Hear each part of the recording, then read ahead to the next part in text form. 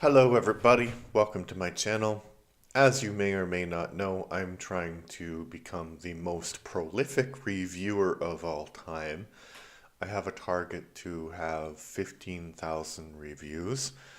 And to do that, I need to watch a lot of things, listen to a lot of things. And I thought rather than just going where my heart desires, I would actually watch things that are considered to be like the best movies and TV shows. Um, so today I am reviewing The Treasure of the Sierra Madre, which is a 1948 film starring Humphrey Bogart, um, Walter Houston, and Tim Holt and Bruce Bennett, and it was directed by John Huston, Walter Houston's son, actually. And Walter Houston actually gave birth to a whole dynasty of actors like Angelica Houston and among other people. So kind of like Hollywood royalty. But that's not why this movie is interesting. So yeah, I mentioned Humphrey Bogart, and I have seen one other movie, at least with Humphrey Bogart, Casablanca, and I think and when I say we, probably more me, always had this impression that older actors couldn't really act, that they couldn't portray the characters in a convincing way. And, Humphrey Bogart was only a great actor at that time because, you know, his personality was larger than life. So people liked watching him in different things. And I think that probably is true to some extent, but in this film, he is brilliant. So I'll tell you a bit about the plot, and I need to remember the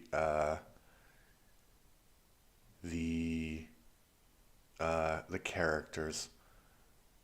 So Humphrey Bogart plays Fred C. Dobbs, Walter Houston is Howard, and Tim Holt is Bob Curtin, and those are the three main characters. So the film starts in the Mexican town of, I think it's called Tampico, and I think it's a real town in Mexico. And these drifters have been going around the United States, and somehow they ended up in Mexico, and they ended up in this town. And the first scenes are them trying to beg to get money from rich Americans, and finally they get a job offer from this one American, and they go out and they work on his oil rig for a couple of weeks, and they come back, and that American just basically exploited them and is not going to pay them. So they find the guy in a bar, and he's like, yeah, yeah, let's have a drink, let's have a drink, let's talk about this. I can give you more work, I'll give you more work, no worries, no worries, I'll pay you, don't worry. And the guy, you can see that there's a hint of danger in this interaction between Dobbs, Corbin, and I forgot what that guy's name was, that character's name was. But anyway, that character is bigger than the other two, and he strikes first. And they have this fight, which is really well done because you can tell, like, it looks like if you were actually watching a bar fight. And I think modern Hollywood would make it more climatic and dramatic. I don't know. I don't think climatic is a word. Um, More dramatic, right? They'd have a lot faster cuts and stuff, but actually it did look like, because the the businessman, he gets the first punches in, and the other two guys are knocked to the floor, but they get back up, and it's kind of like a seesaw battle, and you know, it looks violent, and it looks violent, but not in an exaggerated way. It's directed, it looks like it's directed by somebody who actually has been in fights before, if you know what I mean. It's not like martial arts, it's just three guys pounding each other in a bar. So after that experience, these Dobbs and Corbin, they don't have much money, so they go back to this cheap hotel, and there is a prospector named Howard, and that's played by Walter Houston. Dobbs is played by Bogart. So Howard is just giving this great speech about being a prospector and how, he's been all around the world and he's made and he's lost fortunes. And the problem with prospecting for gold is that you you try you never stop. Like, so you say $5,000 is enough, but you're like, okay, another 10,000, another 100,000. And Dobbs is listening to this and he's like, what are you talking about? If I had 5,000, I would just quit. And the prospector Howard is like, I don't think that you would actually quit, because he's been around the block. He knows what he's talking about. So anyway, Dobbs and Corbin are hustling the streets of uh, Tampico, I think it's called, and they Dobbs kind of thinks like, yeah, actually, maybe we could go prospecting. Maybe we can do what Howard says and we can go prospecting and we can find gold, because why not? We're not going anywhere here. So they need some money, and Dobbs actually wins this lottery randomly, and they have enough money to outfit their expedition to go up into the mountains, the Sierra Madre Mountains, and try to find gold. So they actually find gold, and they discover that Howard is actually a pretty good prospector. He's good in the wilderness. He has a lot more stamina than these two guys do, because they've basically been drinking in their youth. And they have this confrontation where they're like really annoyed with Howard, and he's like, "You guys are idiots, right?" Well, first of all, they think they found gold, and they're like, "We found gold, we found gold, Howard, Howard, come!" And Howard's like, "No, that's fool's gold." And then later, they have this confrontation with Howard, because Howard can be kind of annoying and exuberant. They're like, "Oh, we don't like you, we don't like you," and Howard's like, "You're idiots. Look at what you're on right now." And they discover gold in this place. So then they start to mine the gold, and everything that Howard said in the beginning starts to happen. Dobbs becomes increasingly paranoid. He's like, "You're out to get my gold, we should divide everything." And then Howard says, when they have a bit of money, a bit of gold, they're like, maybe we could quit right now and go, because we could stay and we could get more money, but like, this is enough money for us. And then Dobbs is like, yeah, but you're old and I'm young and I need more money. So they keep on mining. And one of them, it's full of like, I won't detail the entire movie, but it's full of like these great incidents that show how Dobbs is becoming more and more paranoid. And eventually, another American prospector gets wind of what they're doing, and he goes to their camp. And while they're discussing what to do with them, their camp is attacked by bandits, because the bandits in Mexico were trying to steal guns. And this was probably, it released in 1948, but I think it's set in the time of the Mexican Revolution, actually. So there were bandits, there were like government forces, it was a Civil War kind of deal. So the bandits were trying to take the Americans' guns. And in this confrontation, the new American prospector gets shot, and then they're debating about what to do with him. And So they bury him and they agree that they will find the guy's widow because they read this letter, and basically he was a prospector, but he had a great farm life back home, and that's kind of Corbin's dream actually. So he's reading this and he's like, yeah, that's what I want. And so then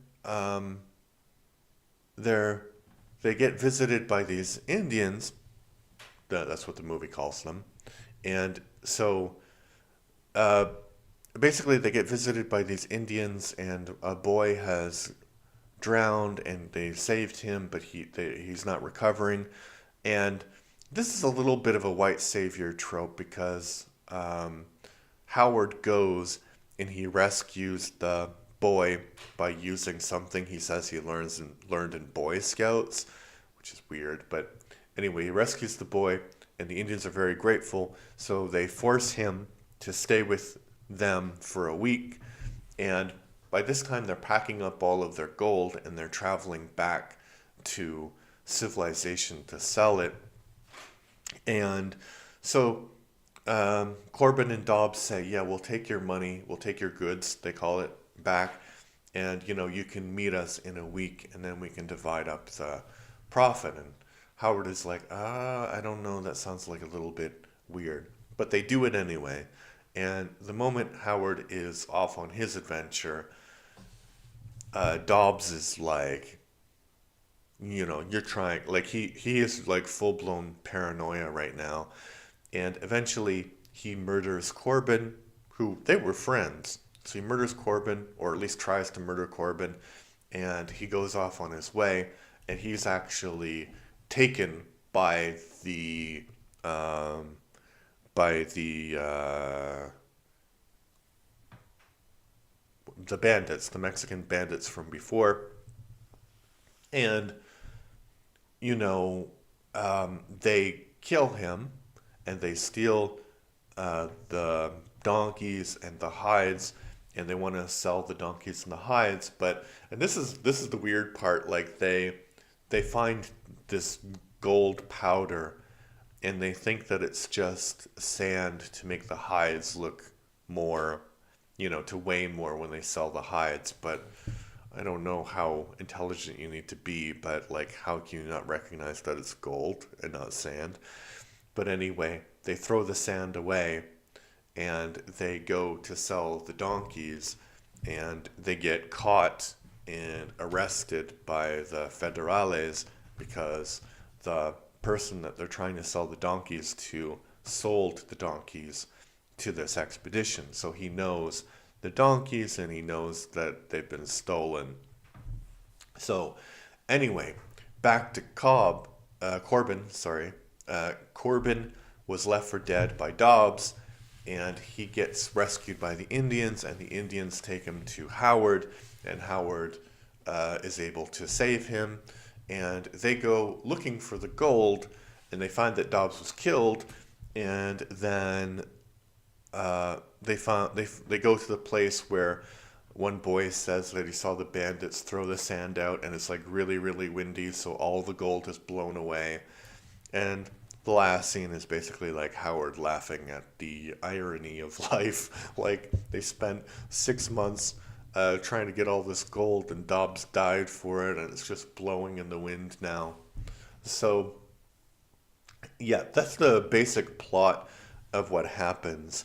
And I think that the movie is really good because it, when it starts, you are like completely sympathetic to the character of Dobbs because he's down on his luck, he's American, and you're supposed to be like, oh, I hope that this guy gets what's coming to him.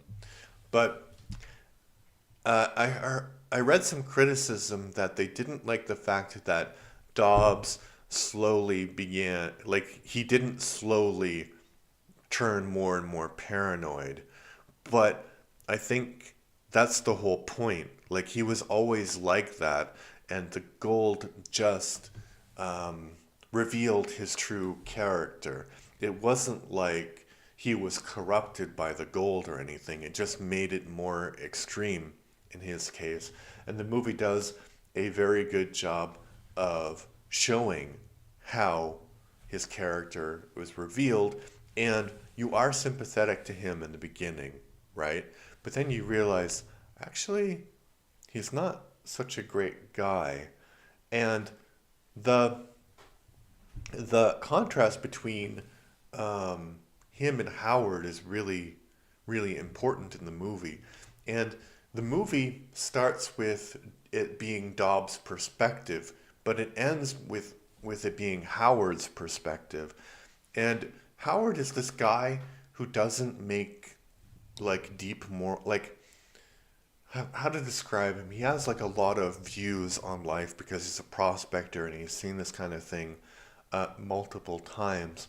And he doesn't blame Dobbs for what happened. He just said that Dobbs was, um, tempted by the situation, which is true.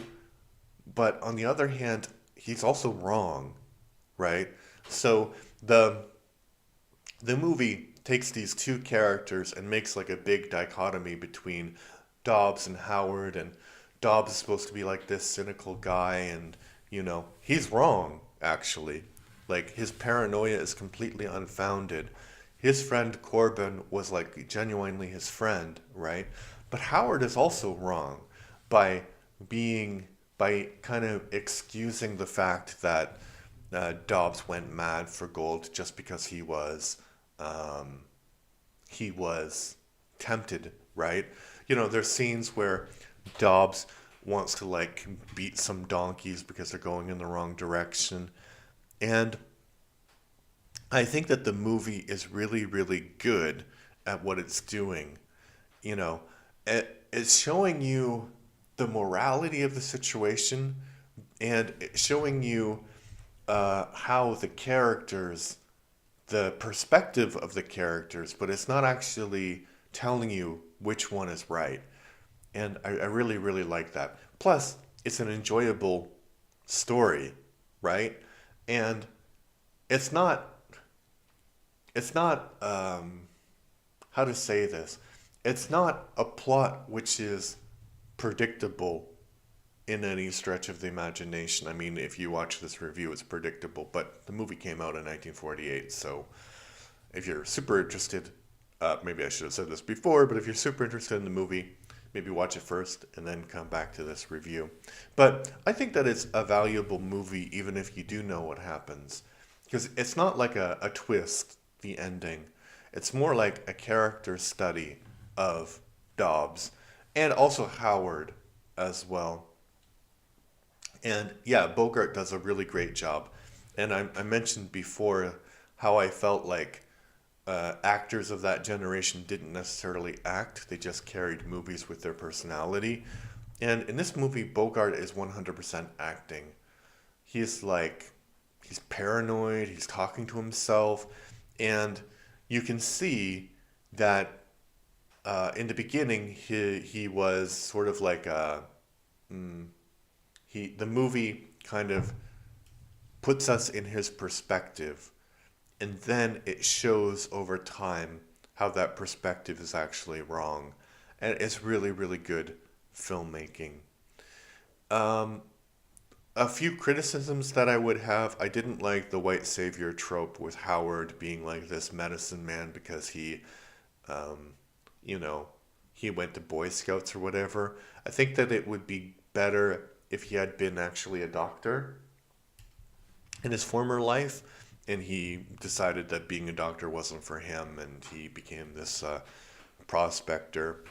And the other thing is that they tried really hard to be respectful for the Mexican characters and the Mexican experience, because this was the first Hollywood feature that actually was filmed in Mexico, and they needed to bribe some people to be able to do it. And yeah, so I wouldn't say that Mexicans come off well in this film, but it's not necessarily racist because nobody in this film comes off well. Uh, yeah, but it's enjoyable, it's interesting. So I think if you haven't watched it, you definitely should.